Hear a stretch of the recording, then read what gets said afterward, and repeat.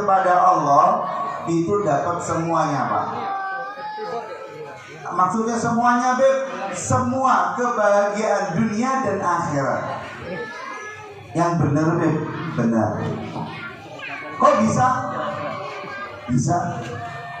Karena saat ini aja bapak-bapak yang hadir ini dan ibu-ibu yang hadir ini semuanya lagi dapat hadiah spesial dari Allah. Wah, hadiah apa, Beb? Dapat hadiah spesial? Udah terima belum? Udah terima. Kok bisa, Beb? Saya mau nanya, hatinya saat di sini tenang apa tidak? Pak, tenang apa Bunda? Bu, tenang. Alhamdulillah. Kira-kira harusnya bayar berapa untuk tenang kayak gini? Utang masih kepikiran nggak sekarang? Sekarang nih, nggak ngomong tadi pagi enggak ya? Sekarang nggak ada yang kepikiran utang, nggak ada yang kepikiran jodoh. Yang ada cuman Allah dan Nabi Muhammad Sallallahu Alaihi. Tenang ini susah dicari. Kadang-kadang di rumah kita nggak tenang, padahal itu rumah kita. Di tempat kerja juga nggak tenang, padahal itu tempat kita mencari tapi di sini, tapi di majelis di mana kita dekat kepada Allah dan Rasulnya, itu hati kita tenang. Banyak, Pak, orang yang kaya raya pengen tenang, banyak banget. Banyak orang yang jabatannya tinggi pengen tenang, banyak banget. Nggak satu, nggak dua, tumpukan. Tapi mereka nggak ketemu dengan yang seperti ini. Mereka nggak ketemu dengan adanya majelis yang seperti ini. Mereka seakan jauh dari Allah, sehingga bukannya dapat tenang, malah dapat sesuatu yang tidak. Sehingga tambah galau. Mungkin saat melakukannya seakan-akan happy, tapi setelahnya galau. Tapi saat kita hadir di majelis, udah kita yang tenang, pulang juga tenang. Ini hadiah spesial dari Allah untuk kita semua pada hari ini. Alhamdulillah. Kira-kira tenangnya pengen terus-terusan apa sebentar-sebentar aja? Kalau pengen terus-terusan, maka apa yang kita amalkan di sini, kita tadi apa ngamalkan di sini? Ingat sama Allah. Ya di rumah juga gitu. Maksudnya ingat sama Allah di rumah, ya sholat 5 waktu. Lebih dari itu, satu hal saja. Apa, Habib? Belajar curhat sama Allah. Belajar curhat sama Gusti. Pak, punya masalah nggak? Ibu punya cobaan nggak? Bu, punya cobaan nggak? Setiap orang pasti punya Setiap orang pasti punya cobaan. Tapi hanya orang yang sukses yang bisa menjalani cobaan itu dengan tenang. Betul. Ada nggak yang di sini senggol bacok? Ada nggak?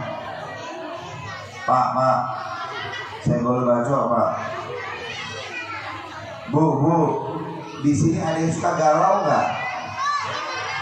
Ada nggak di sini yang kayaknya kerasa hidupnya hampa banget, kayaknya gitu-gitu aja nih hidup. Diomongin dikit baperan, betul Bu? Padahal cuma diomongin, ih kamu tambah gendut ya, betul? Dibilang, ih kamu tambah hitam deh, udah masa udah bingung baik, udah ngambek, udah ngamuk, betul. Nah yang seperti itu tuh, itu namanya apa? Belum lulus cobaan.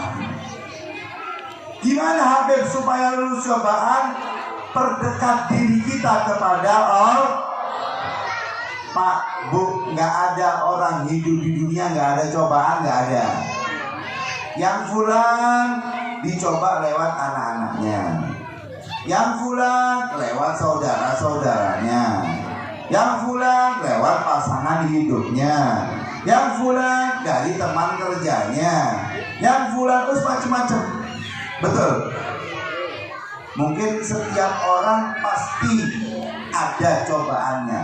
Gak ada orang yang hidupnya lempeng, bahagia, terus gak ada. Kenapa saya pastikan seperti itu? Karena Nabi Muhammad saja itu masih merasakan cobaan.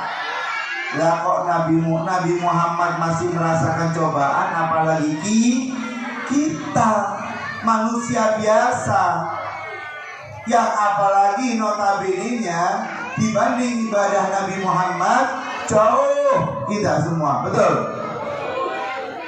Nah, tapi gimana supaya kita bisa lulus dari cobaan ini? Maknanya lulus, dapat cobaan tapi tenang hatinya, dapat cobaan tapi mudah menyelesaikannya. Gimana Habib? Yang dekat kepada Allah. Gimana supaya dekat kepada Allah? Melalui 5 waktu plus. Habis salam jangan langsung hibrid. Biasanya assalamualaikum, assalamualaikum, bunyi apa ini? Kadang-kadang bunyi tinduk gitu dok, langsung kita seakan-akan ada proyek 15 miliar. Cepet-cepet ibu, ada transferan tuh ini. Ternyata dibuka grup WA, ada orang ngirim stiker assalamualaikum.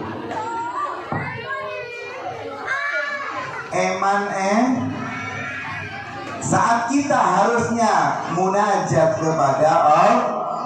Habib, biasanya tuh Bib, kalau tempat sholat itu Bib udah dapat sholat aja alhamdulillah. Ya udah Pak, Bu, ambil jalur tengahnya. Apa? Adakan waktu khusus untuk kita curhat kepada Allah. Adain Bu waktu khusus supaya kita ini dekat sama Allah. Curhat maksudnya apa sih Bib? Curahan semuanya, lampiaskan semuanya, berikan kepada Allah. Katakan, ya Allah, saya hambamu yang lemah, saya hambamu yang butuh pertolongan, saya hambamu yang sekarang ini sangat dalam keadaan ini itu. Minta sama Allah, ya Allah, saya sudah lama kerja tapi belum punya rumah. Ya Allah, berikanlah rezeki yang luas untuk saya punya rumah. Curhatkan sama Allah. Masalah apa keluarga? Curhatkan sama Allah. Masalah apa kerja? Curhatkan sama Allah. Masalah ekonomi? Curhatkan kepada Allah. Jangan sampai kita curhat sama sesama. Ya kalau ngobrol-ngobrol biasa sama teman mah nggak apa-apa. Tapi biasanya liar ketemu liar, jadinya double liar. Dia nyari Sunan tuh. Paham upami abdi nyari Sunda. Oh alhamdulillah tuh ya. Abdi mah tiasa sakedik baik. Teu tiasa seueur. Saat matos alhamdulillah. Liar ketemu liar jadinya double liar.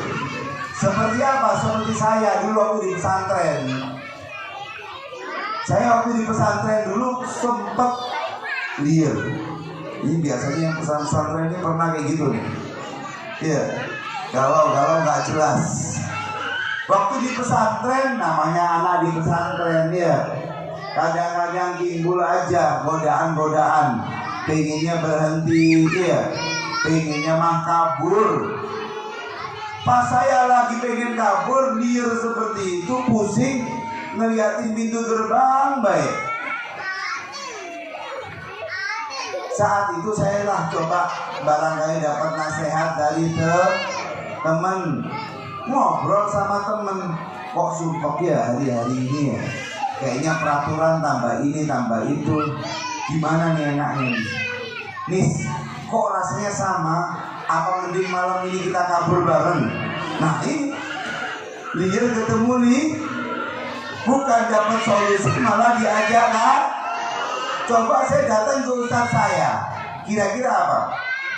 Mesti sama ustaz dinasehatin ya kan, kamu insya Allah jadi anak yang soleh ya, ingat orang tuamu, cita-citamu.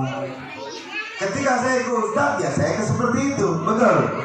Tapi ketika saya ke teman saya yang sama-sama liarnya, jadinya double, ingin kabur malah didukung.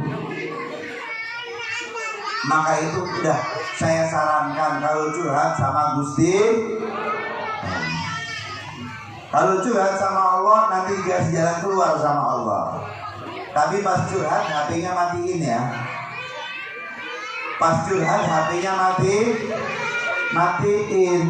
Karena kalau lagi curhat ya Allah, ya Allah, ya Allah, tiba-tiba bunyi tinggung di telepon, udah pikirannya kemana nih?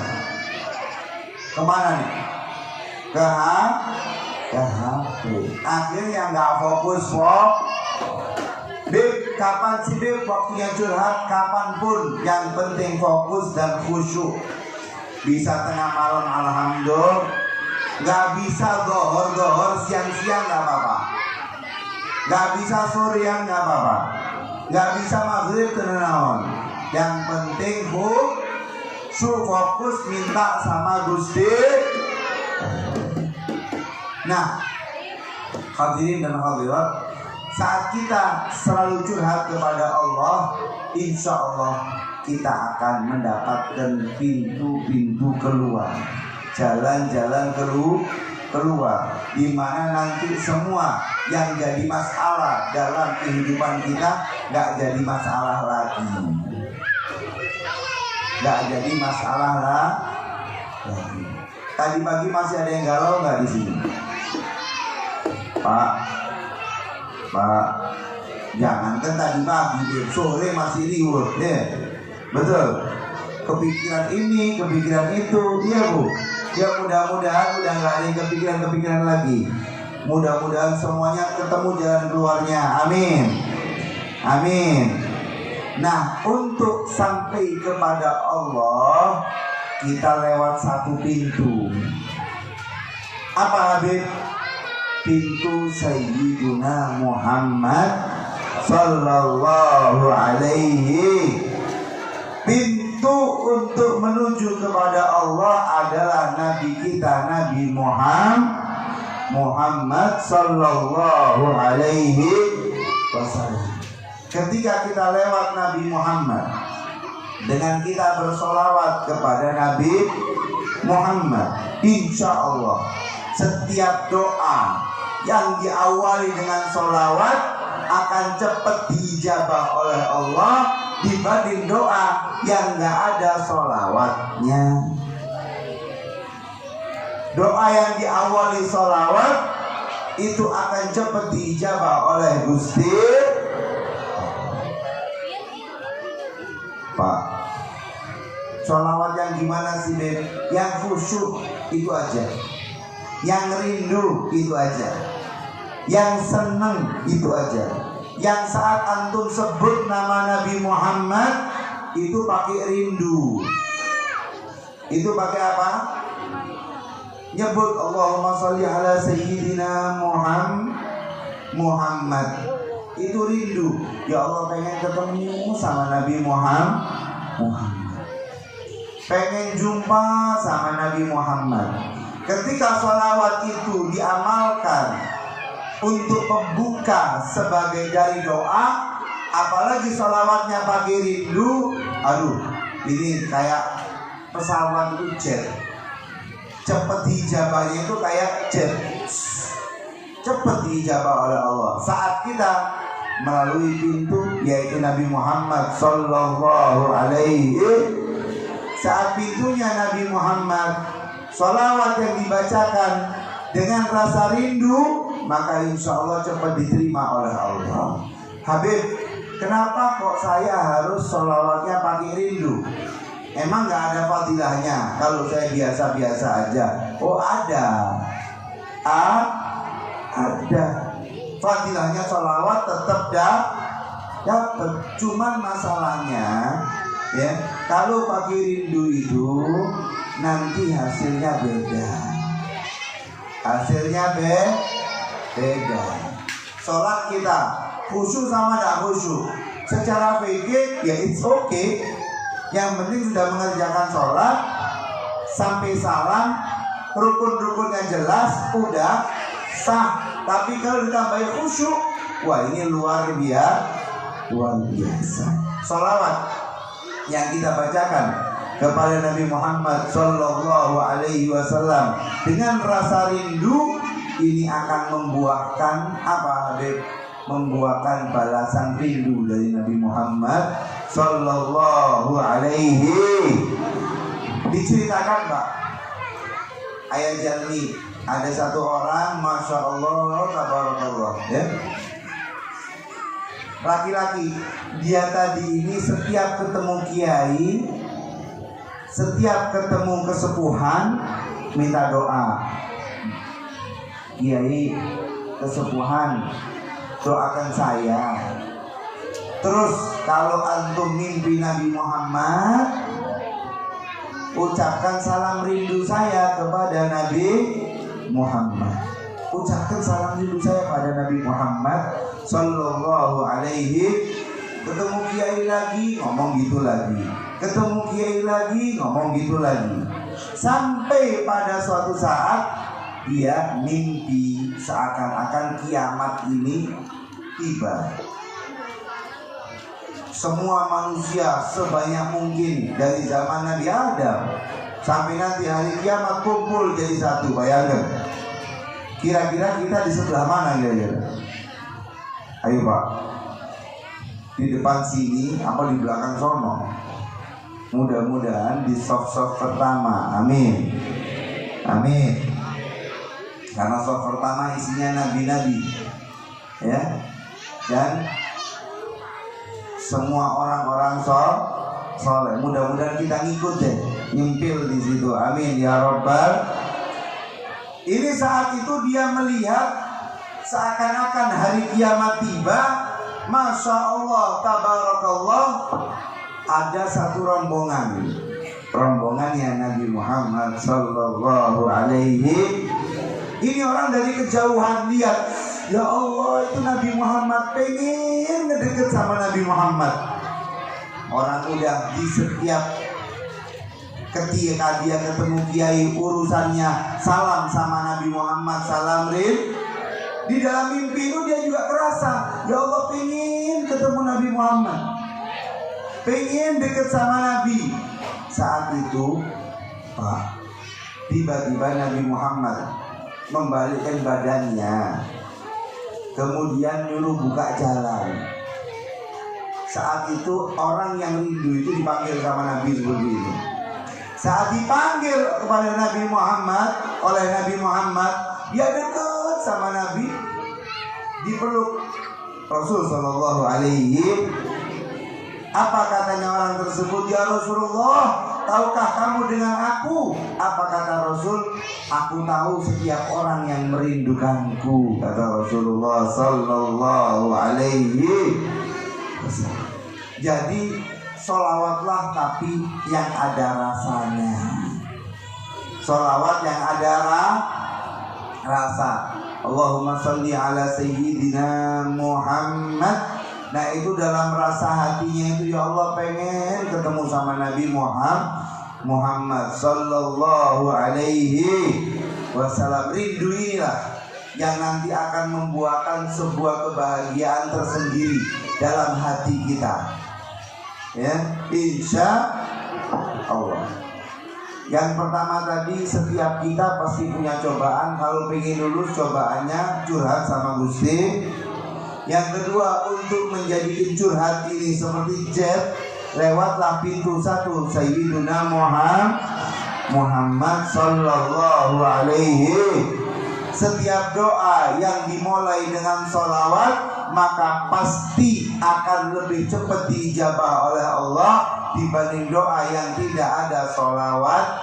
Nah, kalau sholawat kepada Nabi Muhammad yang sama rindu pada Nabi Muhammad Sallallahu Alaihi. Tapi pertanyaannya, kenapa saya harus rindu sama Nabi Muhammad? Karena Pak Bu, yang sangat berjasa dalam hidup kita adalah Nabi Muhammad Sallallahu Alaihi.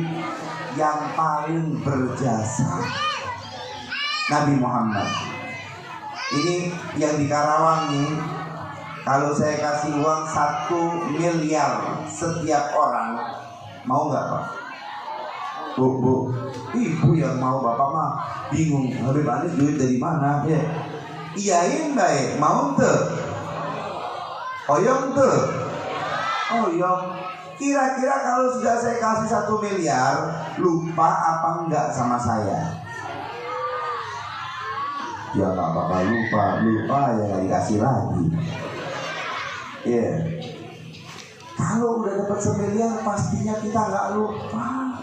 Lah Nabi Muhammad udah ngasih kita bukan 1 miliar lagi, lebih dari itu, lebih dikasih jalan supaya kita tahu caranya masuk ke dalam surga. Nah, surga ini nggak murah Bu, nggak gerak, harus ada perjuangan. Apa perjuangannya Beb? Ya dekat sama Allah, itu perjuangannya.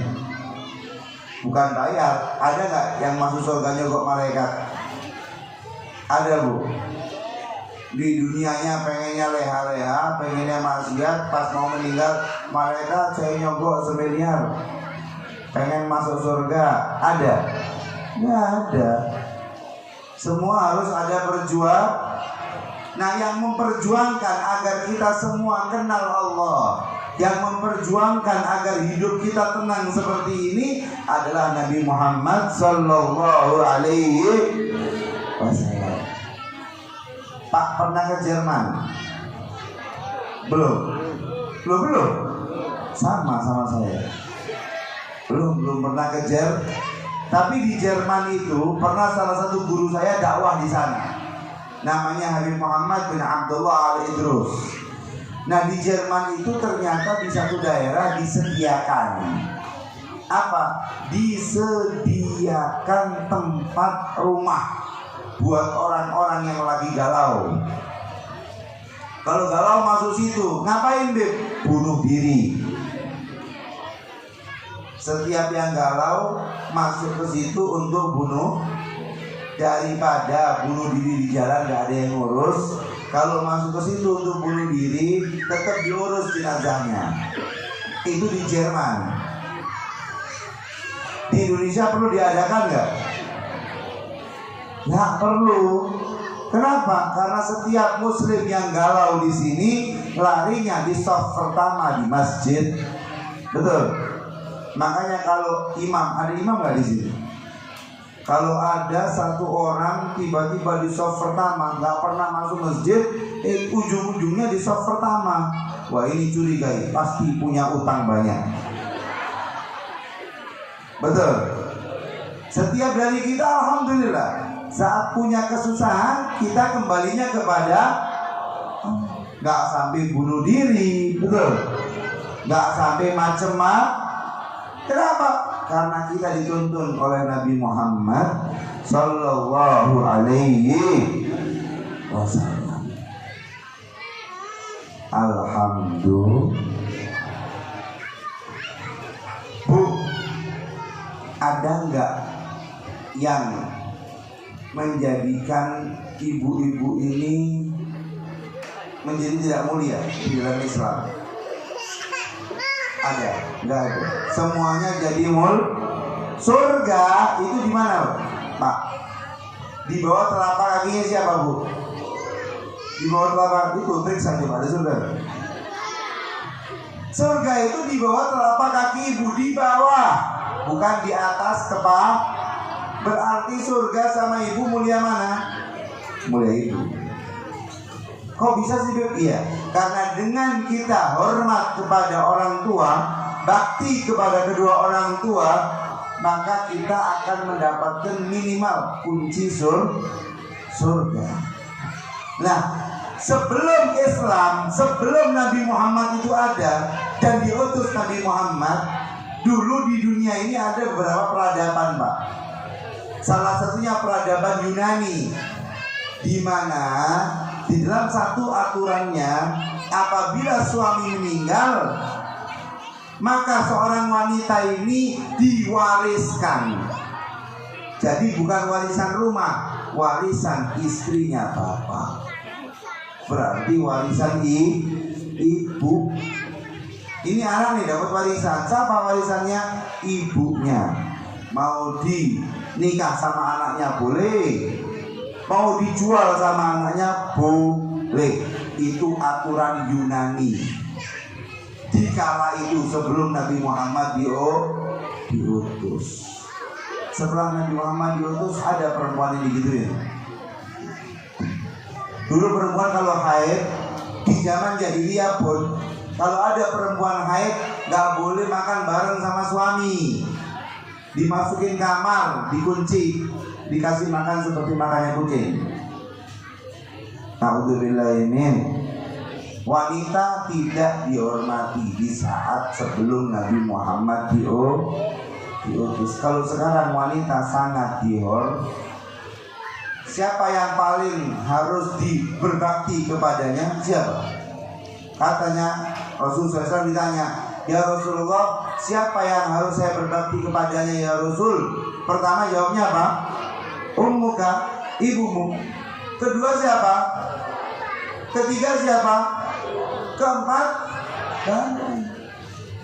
Jadi ibu ini saking dimuliakannya oleh Allah Subhanahu wa taala melalui Sayyiduna Muhammad sallallahu alaihi wasallam. Di zaman dulu perempuan digituin, tapi di zaman Nabi Muhammad perempuan dimuliakan. Masya Allah.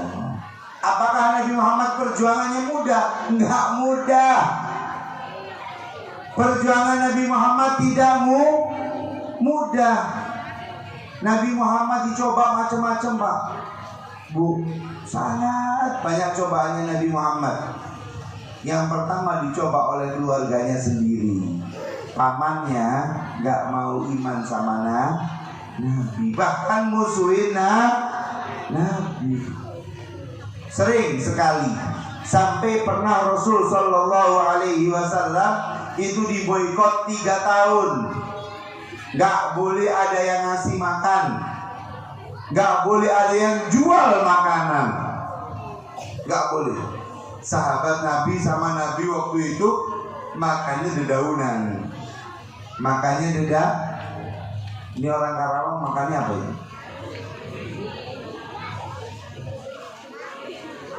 Perjuangannya Nabi itu berat.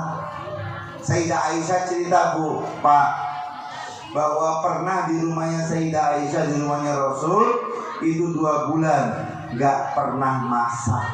Makannya korma sama air. Kadang-kadang kalau dapat susu kambing dari tetangga diminum, kadang gak. Orang Karawang ini nih, orang Kuningan yang di sini juga nih, orang Bekasi, orang Tangerang, orang mana aja nih. Iya, pernah nggak 2 bulan makan korma sama air? Nggak ada. 3 hari nggak makan, sering. Nabi Muhammad Sallallahu Alaihi, ditinggal pamannya meninggal, ditinggal istrinya meninggal, sedih Nabi. Datang ke Taif, pengen ada tempat dakwah, barangkali kan lagi Nabi Muhammad sedih. Dakwahnya di Mekah agak sulit, ditinggal meninggal dunia oleh paman dan istrinya. Pindah ke Taif, bukannya disambut malah disambit, dilemparin batu, diejek-ejek terus. Seperti itu. Apakah Nabi Muhammad berhenti? Enggak. Nabi Muhammad terus berdakwah di jalan Allah sampai kita sekarang semuanya bisa kumpul di sini, bisa merasakan ketenangan, bisa merasakan ketenangan selesai sholat, bisa terarah kehidupan kita berkah Sayyiduna Muhammad Sallallahu Alaihi Wasallam. Ketika Nabi Muhammad sudah berjuang seperti itu, masa iya kita ini hamba-hambanya Allah ini yang umatnya Nabi ini lupa sama Pak, ingat sama Nabinya kapan? Di majelis apa di rumah? Bu, ingat sama Nabinya kapan? Di majelis apa di rumah? Mau jawab gak enak, betul? Gak dijawab kumaha. Mesti dari kita, ya wis, kita adalah manusia biasa. Ya kadang beb, kalau di rumah itu riweuh beb, dia masak, ya. Yang suami-suami ya kerja. Ya makanya saya ambil jalur tengahnya. Ambil jalur karena kita manusia yang harus diingatkan, maka kita sebagai manusia gak boleh lalai-lalai juga kepada yang sudah berjuang kepada kita, yang sudah berjuang untuk kita. Kalau misalnya Nabi Muhammad waktu diganggu gak dakwah, ya udah deh selesai, saya gak mau dakwah lagi, biarin aja. Yang mau ikut-ikut, yang enggak biarin. Kira-kira kitanya nih sekarang dalam kehidupan yang gimana? Apalagi di masa-masa corona. Lagi banyak cobaan sekarang, betul nggak? Ada yang cobaannya di ekonomi, dagangannya biasanya laris jadi susut.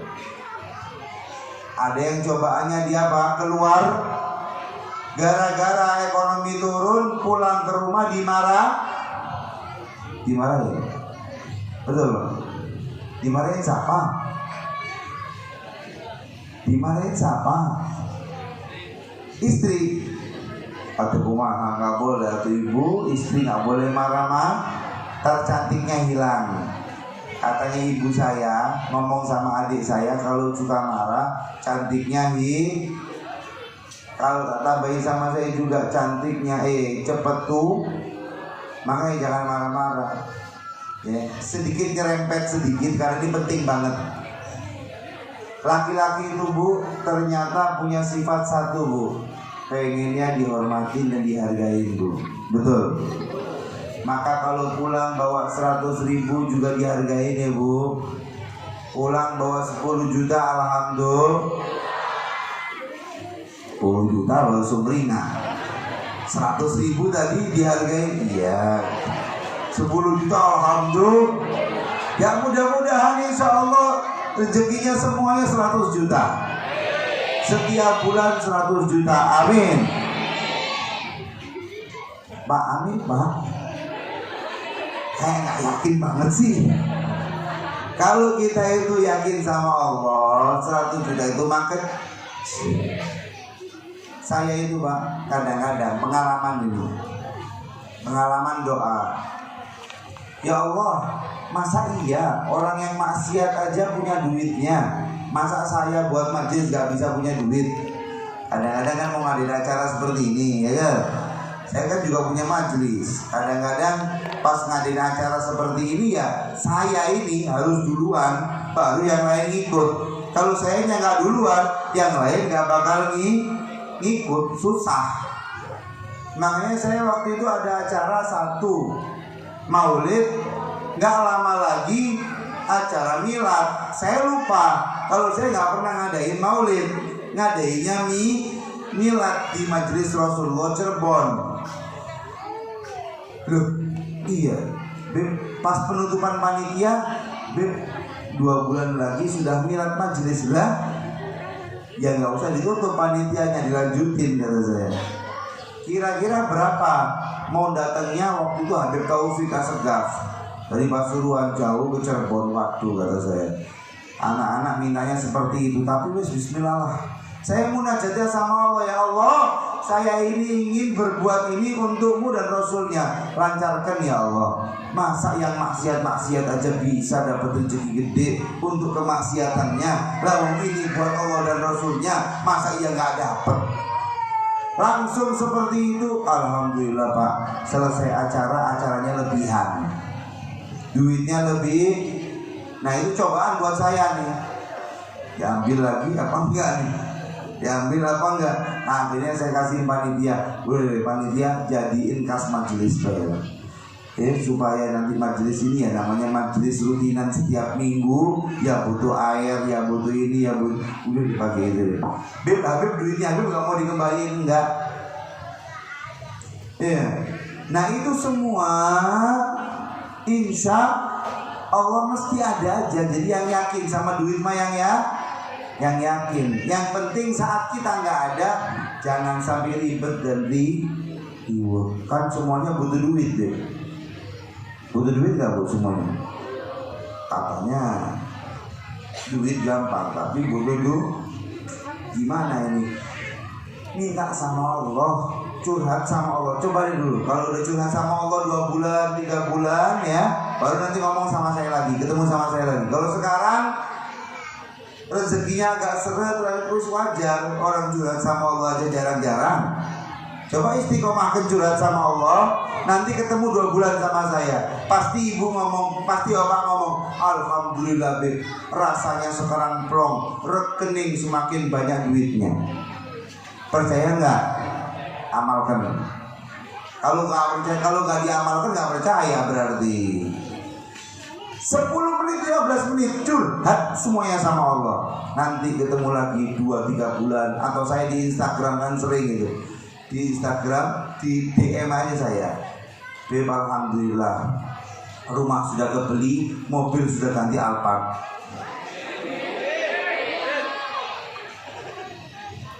Amin ya Rabbal. Yang maha kaya siapa? Kembali kepada Allah.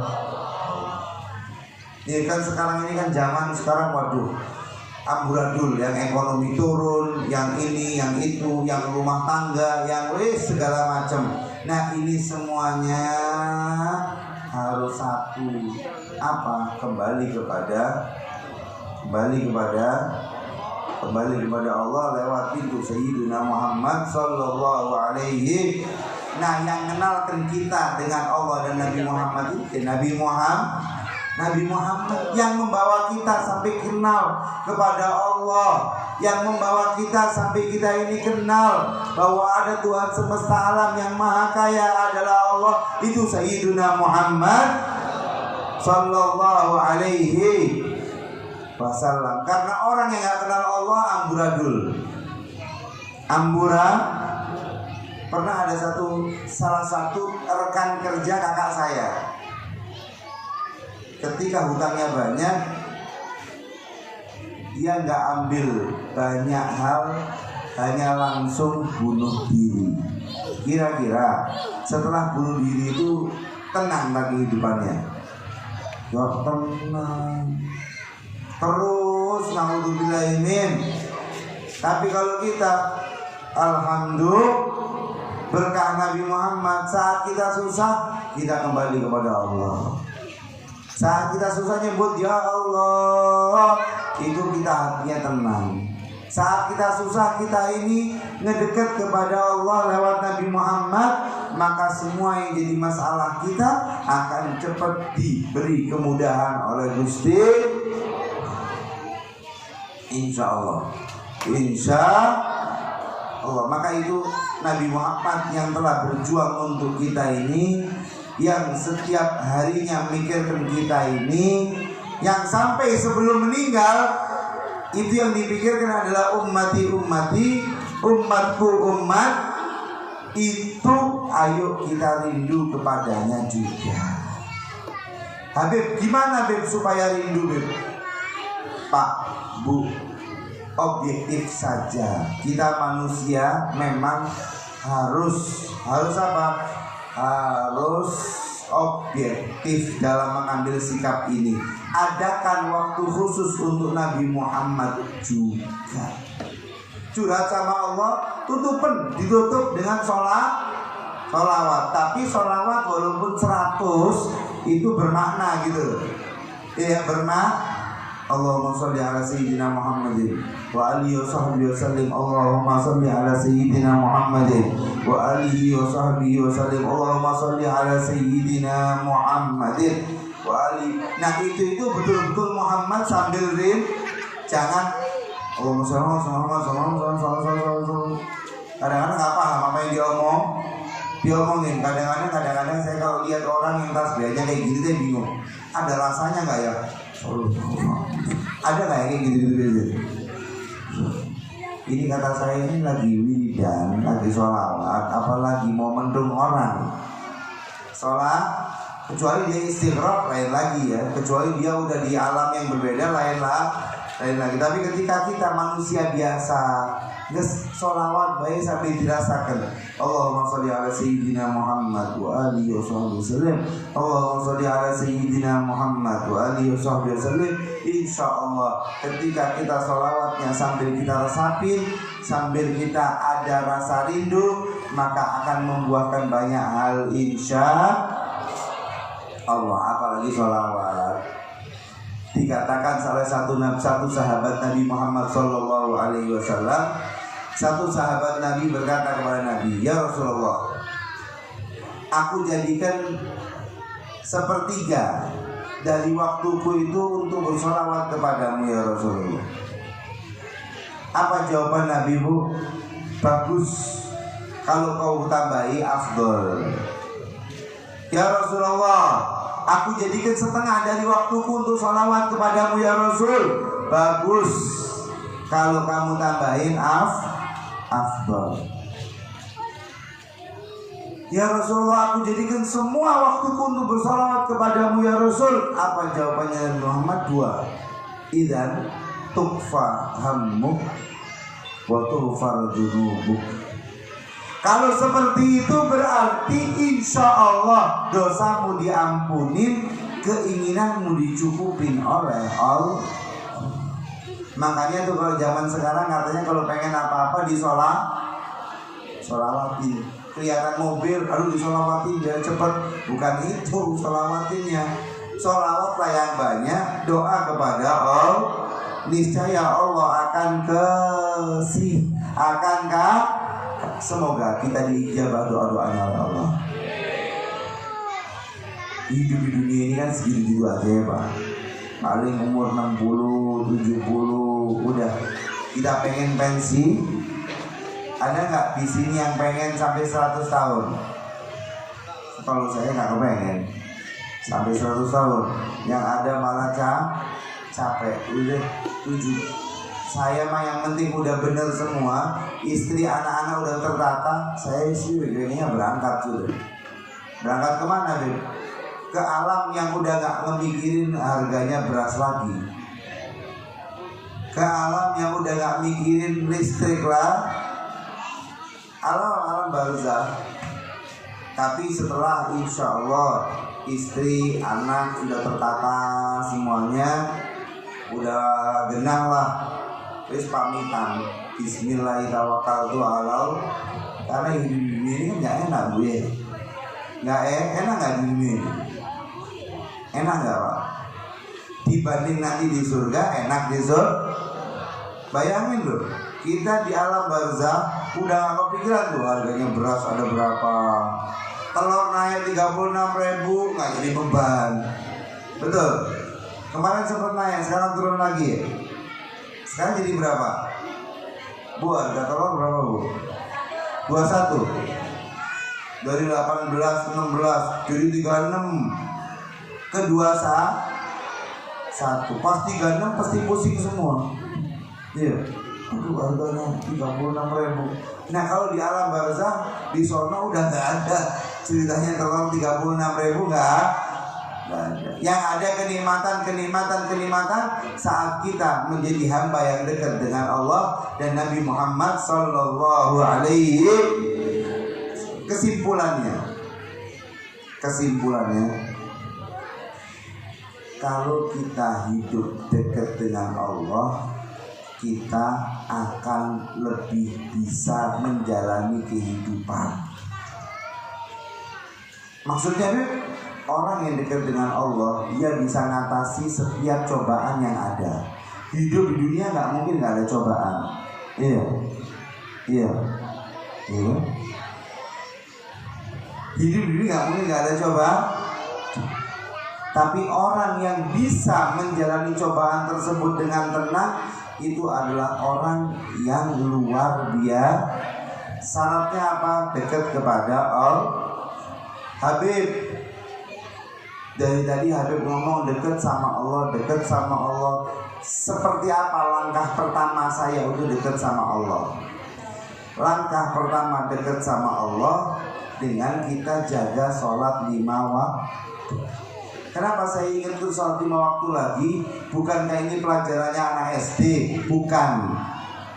Kok berapa hari ini saya sering didapati dicurhatin orang gini, Beb, gimana ya Beb? Sholat sekarang nih supaya semangat gimana? Suka beletang-beletong katanya. Waduh, kalau udah sholat ini nggak ada beletang-beletong. Karena sholat itu ibarat kepala kita. Di sini kalau ada jasad tanpa kepala, kira-kira gimana? Bu, kalau di situ di belakang tiba-tiba muncul ada jasad tanpa kepala, ya hilang semua. Betul. Pada takut semua. Kita juga seperti itu. Kalau sholat kita gak benar, kita seperti itu. Seperti jasad tanpa kepala. Sholat itu hadiah dari Allah untuk kita, bukan kewajiban dari Allah untuk kita. Kok bisa sih Allah wajibkan? Karena manusia suka nggak tahu vitamin ini fungsinya untuk apa. Mau nggak mau suruh minum, baik. Kayak kita datang ke dokter, ngomong sama dokter dikasih obat ini, kita tanya sama dokter, dok fungsinya obat ini apa? Tanya nggak? Pastinya kita langsung apa? Diminum berapa kali dok? Betul? 3 kali. Sholat juga seperti itu. Allah itu kasih hadiah buat kita. Gak perlu ditanyakan lagi kenapa sholat subuh, duhur, asar, maghrib. Jalanin aja. Nanti ketika kita jalanin, kita akan tahu jawabannya. Dengan sehat rohani, sholat Pak. Sholat ini penting banget. Penting banget. Yang bisa ngontrol emosi kita, sholat kita. Yang bisa ngontrol baper kita, sholat kita. Yang bisa ngontrol sedih dalam hati kita, sholat kita. Kalau sholat kita nggak bener, kalau sholat kita nggak jelas, kita nggak bakal bisa jadi hambanya Allah yang bisa ngontrol diri kita. Yang ada kalau sumpek, emosian, baper, semua itu kita rasakan nanti. Naudzubillah ini sholat. Langkah pertama untuk mendekat kepada Allah, langkah kedua untuk mendekat kepada Allah adalah dengan curhat tadi itu, yang ditutup dengan sholawat. Kalau itu dikerjakan plus Ramadan ya waktunya bayar zakat, ya bayar zakat. Orang zakat cuma 3 kilo beras, yang wajib ngeluarin duit itu kalau duitnya banyak, yang banyak pun yang diambil sedih.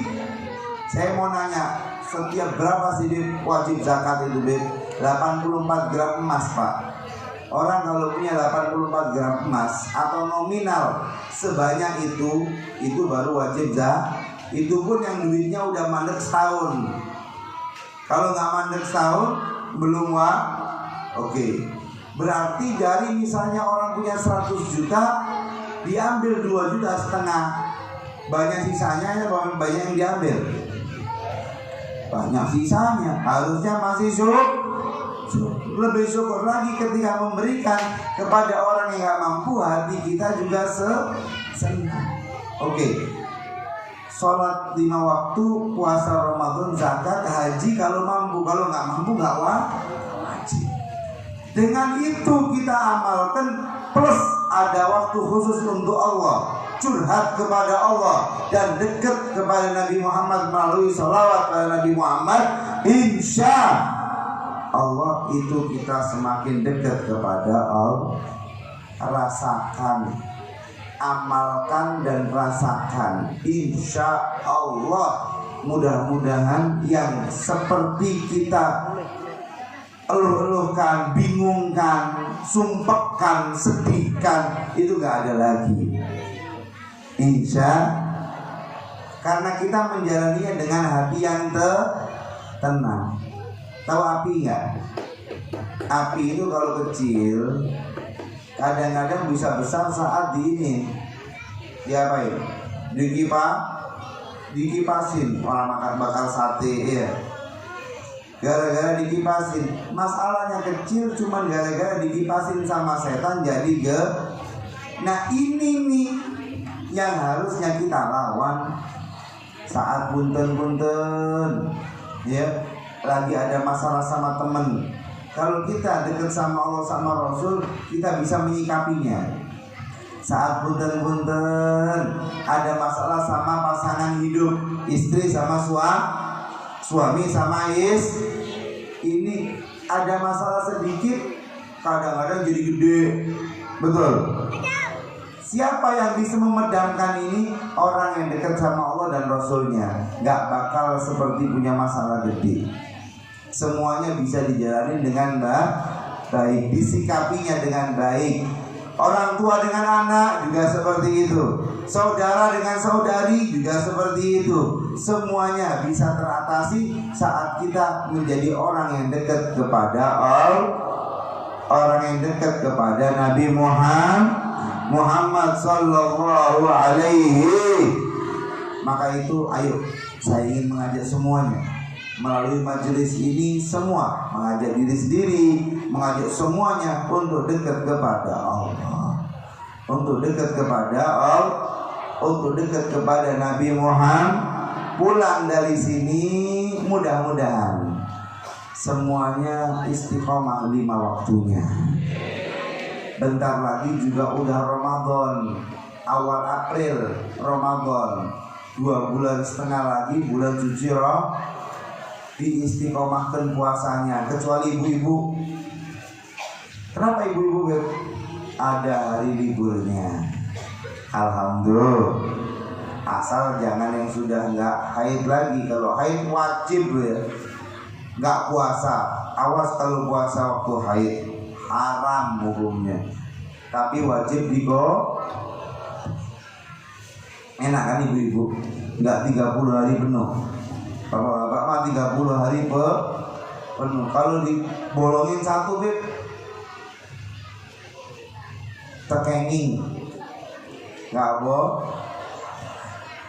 30 hari puasa, insya Allah dibarengi dengan kita curhat dan sholawat kepada Nabi Muhammad, yang mana kita fokus. Makanya butuh disisakan misalnya pagi hari 10 menit tos itu baik, atau pagi 15 menit, siang hari terserah. Yang penting fokus untuk Allah dan Nabi Muhammad. Insya Allah kita akan lebih bisa menjalani kehidupan dengan baik.